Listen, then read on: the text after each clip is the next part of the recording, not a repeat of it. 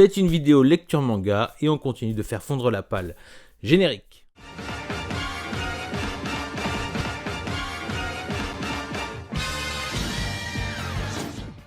On commence avec Space Brothers des tomes 13 à 18. Je ne me lasse pas de cette lecture, même si je dois avouer que je prends pas mal mon temps. Step by step, le grand frère gagne du galon dans l'espoir de rejoindre son frère sur la Lune et de réaliser la promesse faite à leur mère spirituelle. Voilà. Tandis que le petit frère, qui lui a déjà mis les pieds sur la Lune, vit des moments très difficiles qui mettront à l'épreuve sa force de caractère.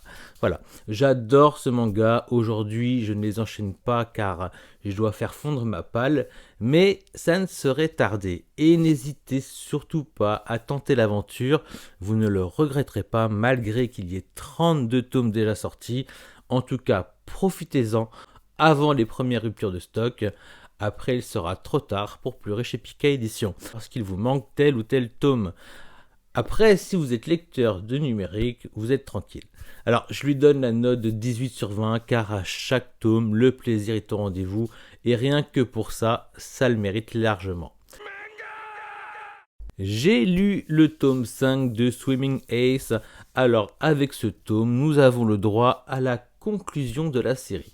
Et c'est flippant, une série qui se finit en 5 tomes.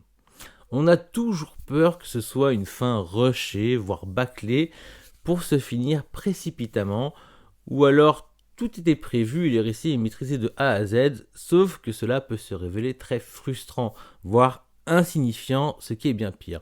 C'est-à-dire qu'il va trouver sa place dans votre étagère pour boucher un trou, plus qu'autre chose en fait, et prendre la poussière sans véritable envie de le relire un jour. Eh bien, je dois avouer que ce titre, depuis son premier tome, s'en sort bien, voire très bien.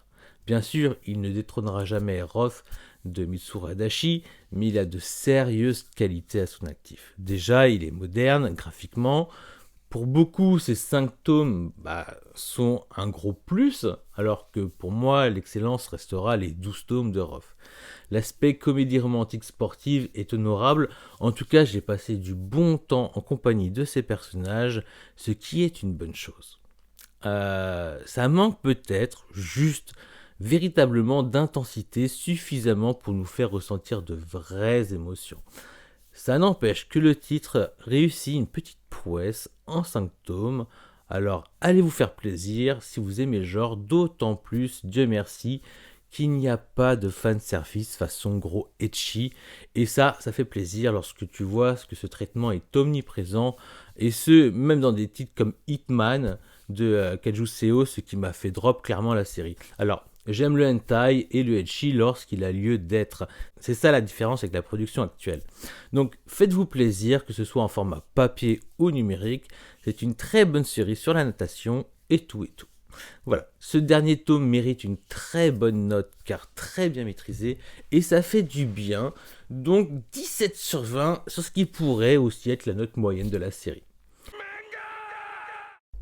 J'ai également lu Blue Giant Supreme tome 3, ce que ça fait plaisir de ne pas avoir à attendre des mois et des mois pour enfin lire la suite de cette série qui, si vous me suivez, est une série coup de cœur avec Space Brothers et Inspecteur Kurokoshi et bien d'autres en vrai.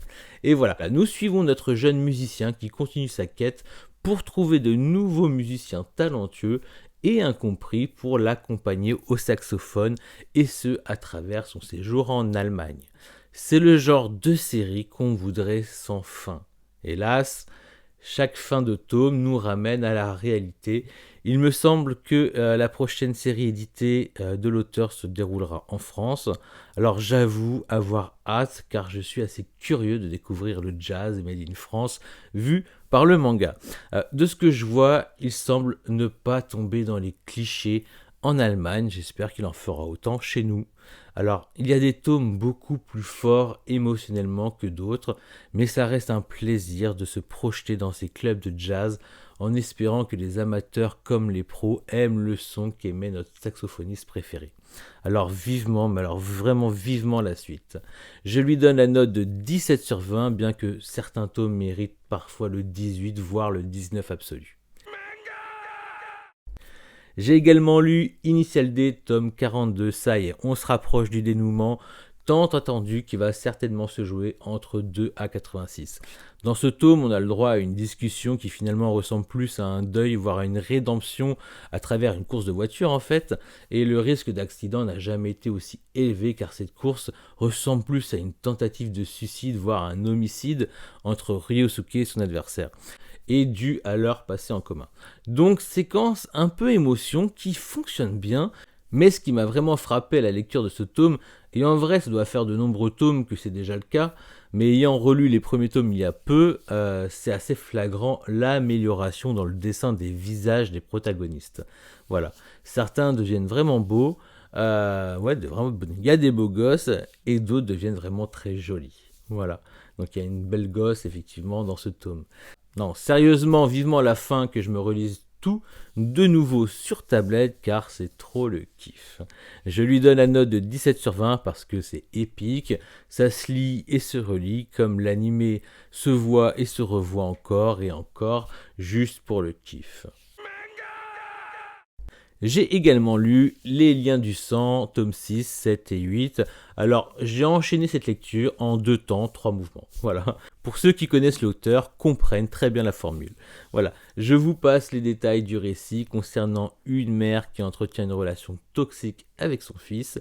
C'est prodigieux de pouvoir exprimer autant d'effroi avec des traits volontairement irréguliers qui marquent des instants d'épouvante pour le jeune garçon. Le mangaka continue d'exprimer des émotions à travers des regards et des sourires muets, ainsi que des moments de dépression sévère, qui se reflètent sur les visages et attitudes autant que sur l'environnement de la mère. Alors, on a mal au cœur pour tous ces enfants qui vivent ça, parce que n'oublions pas que souvent la réalité dépasse la fiction, bien que ce soit un cas extrême. Alors, l'histoire démarre tout de même à cause d'un homicide, et ce tome 8, il est où le tome 9 là? C'est un bijou graphique et psychologique, le seul reproche que certains pourront lui faire, c'est de se lire trop vite. Seulement, ils oublient tout aussi vite qu'ils pourront prendre plaisir à le relire en prenant tout leur temps par la suite. Je lui donne la note de 18 sur 20 parce que voilà, ça laisse pas indemne ce genre d'histoire et je suis captivé. J'ai également lu le tome 3, 4, 5 de Golden Kamuy. J'ai compris de mes erreurs, il est quand même assez dangereux pour votre santé mentale d'acheter un tome par mois lorsque vous savez qu'il y en a masse d'autres qui n'attendent que vous pour les torcher. Donc j'ai enchaîné les tomes 3, 4, 5 et je me suis gardé sous le coude le 6e au cas où en rab. Et voilà. Comme beaucoup avant moi, je suis pris par cette aventure qui sait très bien doser action, aventure et humour avec une certaine habileté, mais ça ne s'arrête pas là. On a une bonne dose de survie en milieu hostile où l'on apprend plein de petits trucs. Clairement, c'est le manga que doit lire Mike Horn, mais c'est aussi un récit qui met gravement l'accent sur la bouffe. Voilà. Mais alors, qu'est-ce qu'il bouffe? Il bouffe de tout et n'importe quoi. Et c'est ainsi qu'est mis en valeur le personnage féminin Ainu. Et les Ainu, c'est ceux qui me font penser un peu aux Apaches japonais, quoi, les Indiens, dans leur manière de vivre, dans leurs mœurs. Alors, elle nous fait profiter de sa culture à travers tout son savoir pour la survie et les recettes de cuisine, mais elle est aussi un de ces personnages les plus drôles, voire badass, lorsqu'elle est en compagnie de son loup avec son arc et tout ça. Donc, elle est accompagnée par un vétéran de la guerre, le héros, donc Sugimoto l'immortel, pour créer un vrai duo comique. Mais avec son uniforme, sa casquette et tout, on a l'impression parfois d'être dans Danse avec les loups. Vous voyez un peu l'ambiance, quoi. Mais en vrai, il y a plein de personnages trop drôles, voire trop badass. Puis ce qui est vraiment appréciable dans ce manga, c'est l'originalité des blessures. On n'est pas loin, excusez-moi, des références cinématographiques, du côté extrême qu'on le retrouve dans Revenant avec Leonardo DiCaprio. Je sais pas si vous situez un peu le truc. Graphiquement, c'est impeccable, sûrement du numérique. Bientôt, c'est quand ce ne sera pas en numérique qu'il faudra le préciser. Je lui donne la note de 17 sur 20 car je veux la suite. Oui, je veux la suite, c'est trop cool comme série. Il manque encore un peu d'équilibrage pour passer au 18 sur 20, mais je sais que c'est bien parti en tout cas. J'ai également lu le tome 10, 11, 12, 13, 14 de l'inspecteur Kurokoshi. Alors, je m'étais un peu posé à la lecture de mon tome 10, j'en ai profité pour lire d'autres trucs, car j'aime bien alterner les plaisirs, Kurokoshi, Space Bro, même combat. Mais une fois que je reprends ma lecture, je me dis, mais pourquoi pourquoi je fais ça? Et bien évidemment, la magie opère de nouveau. Le scénario alambiqué à base de politique et de terroristes est toujours grandiose, d'autant plus que le manga flirte avec des affaires qui ont véritablement défrayé la chronique au Japon, ce qui est d'autant plus intéressant, franchement. Et bien sûr, lorsqu'on connaît notre époux préféré, mais quel charisme ce mec, je crains d'ailleurs qu'il meure à la fin, je vois trop le truc, mais bon, on n'y est pas encore. Bah oui, spoil, il y a quand même 22 tomes de sortie, voilà. Et mon but est quand même d'être à jour pour la sortie du 23e et dernier tome. Alors je ne sais pas quoi dire de plus d'autre que ce que j'ai dit la dernière fois, hormis que nous parlons du scénariste dans l'ombre de Naoki Urasawa que je nomme Takeshi Nagasaki. D'ailleurs, c'est ce monsieur qui était officiellement aux manettes du scénario de Billy Bat, et pour sûr, ça m'embêtait à cause du format tous mes Naoki Urasawa sont en deluxe, donc en grand format, et ça me faisait chier d'investir dans ce petit format de poche. Mais en vrai, il est fort possible que cette série prenne le relais. Voilà. Et pour faire simple, si la série me plaît autant que celle de Kurokoshi, je les rangerai toutes les deux ensemble. Voilà. Mais il faut aussi rendre hommage au dessinateur Koji Kono qui nous représente cet anti-héros presque parfait. Alors je vous le dis, c'est un vrai ripoux, ce n'est pas un Robin des Bois, il est sacrément intelligent, voire retors, parfois sadique, et il ne veut pas hésiter à tuer si besoin. Comment dit-on déjà vaincre le mal par le mal? En tout cas, lui, il fait pas semblant avec ses contacts, ses réseaux, il fait chanter tout le monde, et ce, avec un sourire de bâtard. Ce mec, c'est un vrai poison pour ses ennemis, car il faut croire qu'il y a encore bien plus, voire une conspiration de pourriture, de quoi le faire passer pour un justicier des temps modernes. Oui, je vous le dis haut et fort, lisez Inspecteur Kurokoshi. Je ne peux pas mettre la note en dessous de 18 sur 20 tellement je suis admiratif du boulot, que j'aime le perso qu'est Kurokoshi. Non, vraiment, je suis clairement accro. J'ai également lu Next Dimension, donc Saint Seiya, tome 11 et 12. Bon bah, j'ai mis ces lectures un peu de côté en espérant l'oublier d'ici la sortie du 13e tome, mais je crois bien que ce n'est pas pour demain. N'étant même pas publié au Japon, voilà, donc j'ai compris que je me faisais du mal pour rien. Dans ces deux derniers tomes, nous faisons la connaissance du 13e Chevalier d'Or lors de sa résurrection du nom d'Ulysse. Alors je vous épargne le nom de sa constellation car elle me paraît du moins phonétiquement toute pourrie. Voilà, clairement. Mais on découvre surtout ses attributs, sa force, ou du moins ses pouvoirs, mais surtout ce qui le relie à la presque totalité des chevaliers d'or de cette époque.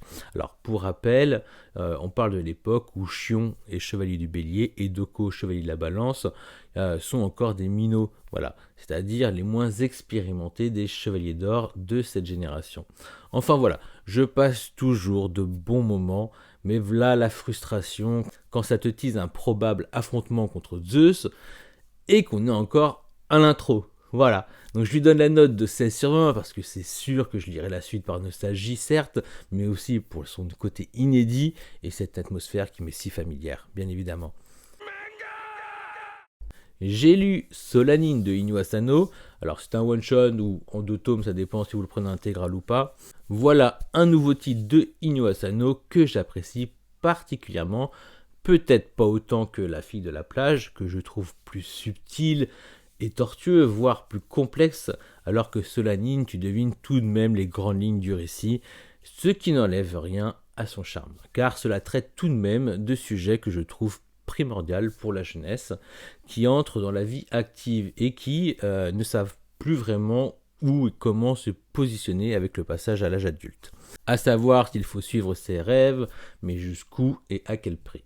Alors graphiquement toujours plaisant, digne du mangaka, et voilà, très intéressant de suivre le quotidien de ce groupe d'amis. Autant La fille de la plage, il me semble lui avoir donné un 19 sur 20. Sur ce titre-là, ça ne dépassera pas les 17. J'ai aimé, il y a eu l'émotion, surtout avec le beau gosse en cuir, mais c'est trop prévisible. J'ai lu Le Siège des Exilés. Alors, c'est en 2 tomes et je vous avoue qu'il aurait été plus intéressant de sortir les 2 tomes d'un coup. Parce que l'air de rien, ce premier tome, il faut rentrer dedans. C'est un récit dystopique assez particulier. Alors, il a du charme, hein, mais ça paraît un peu bancal. Pourquoi une histoire comme celle-ci en juste 2 tomes? Je me pose cette question. Puis c'est ça, on a envie de juger ce manga à travers ces 2 tomes et non pas un seul qui finalement prend juste le temps de nous présenter les persos principaux et l'univers où l'homme est devenu une denrée rare. Donc on n'est pas loin d'un univers cyberpunk mais sans le cyber. Honnêtement, je suis déçu du titre, m'étant jeté dessus vis-à-vis de la mangaka et son travail pour En proie au silence. Mais je suis quand même curieux de lire le second tome pour savoir si je me suis bien fait niquer ou, et ça c'est pas exclu, que le dernier tome nous réserve des surprises. Voilà. Actuellement, s'il faut donner une note à ce premier tome, ce serait un 14/20, mais c'est délicat de donner une note sur une première partie, donc on attendra le tome 2 pour donner un avis véritable.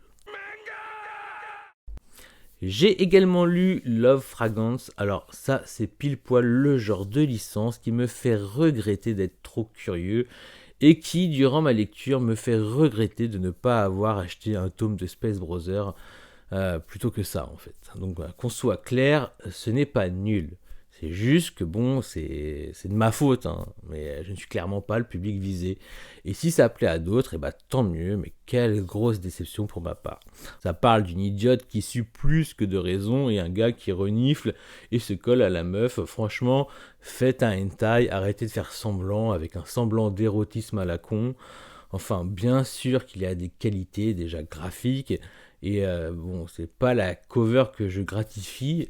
Elle est franchement moche, on dirait un style un peu BD, tu vois, pour filles. Mais en même temps, on n'en est pas loin. Donc il n'y a pas à dire, je l'ai bien cherché, c'est de ma faute, ok. Il y a un truc un peu plus mature, c'est le monde du travail, et ça ne perd pas de temps pour tremper son biscuit. Mais voilà, heureusement que le stalker fait fuir un frotteur dans le métro pour se faire passer pour moins pervers qu'il n'est. Donc je ne peux pas lui donner plus de 13/20 car j'en ai pas envie, ma lecture était assez pénible. Après, il a certaines qualités, mais ce n'est pas mon délire, alors je laisse ça aux autres. J'ai lu Le Chant des Souliers Rouges, son tome 1, et parfois la curiosité fait bien les choses. Heureusement que je tombe sur des titres comme celui-ci, ce que ça fait du bien. La série n'est pas longue et la seule chose qui fait que je ne l'ai pas enchaînée, c'est que j'ai déjà une palle assez conséquente à faire fondre. Mais j'aime beaucoup le récit, c'est original, j'aime le parti pris d'un personnage principal qui se déprécie sans tomber dans du cassos à long terme. Voilà, on entrevoit une lumière avec lui, la narration est très intéressante, j'ai juste grave hâte de lire la suite. Ça parle d'un mec qui pensait être bon au basket, ayant commencé jeune, puis les années passant, face aux autres, il est devenu très moyen. Pire, les gars à qui il a appris à jouer le dominent, ce qui l'a rendu aigri et il a eu un acte déplacé envers l'un d'eux, ce qui lui a voulu le mépris des autres. Voilà. Il y a un parallèle avec une meuf qui comptait également abandonner la danse de salon à cause de son physique. Et on retrouve nos 2 protagonistes sur le toit de leur école qui s'apprêtaient à jeter leurs paires de chaussures respectives. Je n'en dirai pas plus. Je le répète, la narration est super bien faite, vivement la suite. Je lui donne la note de 17/20 parce que c'est pas que j'ai envie de lire la suite, c'est que j'ai envie de me lire la collection complète car ce manga bénéficie d'un traitement assez original et graphiquement très intéressant. J'ai lu les tomes 1, 2, 3 de Kenichi. Alors ça c'est le genre de série que j'ai vu défiler et qui ne m'a jamais, mais jamais donné envie, que ce soit à travers les dessins, lorsqu'il m'était arrivé de feuilleter le manga, ou à cause de son côté un peu fanservice, voilà. En vrai, je ne voyais même pas ce titre comme un manga de baston, mais plus comme un manga d'aventure, voilà, un préjugé quoi. Comme quoi, les premières impressions. Puis, à l'occasion, lorsque je parlais de manga de baston, ce titre est ressorti régulièrement dans les tops de certains. Alors, je vous avoue que j'étais un peu incrédule. Enfin, ça faisait un moment que j'avais profité d'un pack numérique de 3 mangas pour le prix d'un, et c'est seulement que récemment que je l'ai lu. Eh bien, figurez-vous que j'ai adoré le côté un peu old school de cette licence. Ah, les défauts sont là, les dessins ont un petit coup de vieux, mais ça va. Et la nénette, elle est habillée parce qu'ils ont posé une trame foncée, sinon elle est clairement à poil. Donc voilà, les défauts sont là. Mais je lui donne la note de 16 sur 20 car j'ai envie de lire la suite et que j'ai besoin de cette petite dose de baston old school. J'ai également lu trait pour trait son tome 1. Enfin, je découvre l'auteur à sa juste valeur. J'ai pour ma part eu une mauvaise expérience avec le Tigre des Neiges, voire une grosse déception, car trop différent de ce à quoi je m'attendais. Et avec ce titre, c'est l'effet inverse. J'étais curieux car perso, j'aime bien les récits qui traitent d'écrivains ou de mangaka. Et là, on est en plein dedans. Et pour tout vous dire, j'ai lu ce tome juste après Blue Period, le manga. Et je lui trouve de nombreux points communs déjà parce qu'il traite du même thème, de l'art et de concours de dessin. Après, ce n'est pas du tout le même délire, hein. On n'est pas dans un délire shonen, seinen, neketsu, non, on est dans un délire plus autobiographique et le truc c'est que c'est bien fait. Pour ma part, je lui trouve un air de Nana, de Ai Yasawa, dans sa narration un peu comme une lettre ouverte à celui qui a été son mentor, son professeur de dessin. Comme lorsque Nana parle à l'autre Nana, ce qui donne un côté dramatique, voire tragique, quant à l'éloignement ou la disparition d'une personne ou d'un personnage que l'on porte toujours dans son cœur. Alors, j'ai lu le tome 1 et je ne vais pas tarder à lire le tome 2. C'est parfait, ça m'a réconcilié avec Akiko Higashimura. J'ai d'ailleurs pris le tome 1 de Tokyo Tarareba Girls car je le sens bien. Voilà. Et j'ai vu que le tome 1 de Princess Jellyfish est dispo en Hume, donc je verrai à l'occasion. Je lui donne la note de 16 sur 20 car j'ai envie, je suis curieux de lire la suite. J'ai lu le tome 1, 2, 3, 4 de King of Ants. Alors j'étais vraiment curieux de lire cette série. J'avais déjà lu un extrait assez conséquent et les ingrédients étaient plutôt intéressants dans le délire Bad Boy et Castagne. Ah bah je ne suis pas déçu. Et je me vois obligé de le comparer à Sunken Rock. Et là où ça fait la différence, c'est que c'est beaucoup moins niais, comme peut l'être parfois Bocchi dans son récit, avec les bons sentiments de son héros. Là, on a un anti-héros tout aussi badass, un beau gosse, qui va réunir son gang petit à petit pour récupérer ce qui semble être son héritage de gangster. Alors il faut savoir qu'à chaque fois qu'il casse des gueules, il remet dans le droit chemin tous ceux qui ont affaire à lui. Voilà. Mais pensez pas qu'il est gentil, il est sans tiep. Je lui donne la note de 16 sur 20, car je veux lire la suite tranquille, je veux ma petite dose de testostérone. Voilà. Sur ce, j'espère que la vidéo vous a plu. N'hésitez pas à laisser des commentaires. Je vous dis à bientôt, prenez soin de vous. Ciao.